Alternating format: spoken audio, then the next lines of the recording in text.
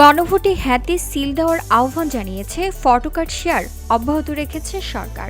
গণভোটের প্রচারণার অংশ হিসেবে তথ্য প্রযুক্তি বিভাগ বিভিন্ন ফটোকার্ড শেয়ার করেছে। 11 জানুয়ারি থেকে শুরু হওয়া এই প্রচারণা চলবে আগামী 18 জানুয়ারি পর্যন্ত। সরকারের পক্ষ থেকে মোট 8 ধরনের ফটোকার্ড শেয়ার করা হচ্ছে।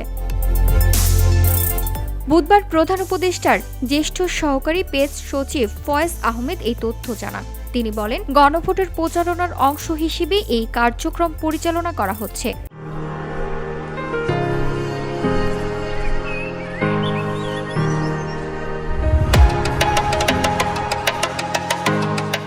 আগামী মাসের 12 ফেব্রুয়ারি ত্রয়োদশ জাতীয় সংসদ নির্বাচনে 300 আসনে ভোট গ্রহণ অনুষ্ঠিত হবে। একই দিনে জুলাই জাতীয় সনদ বাস্তবায়নের লক্ষ্যে গণভোটও অনুষ্ঠিত হবে।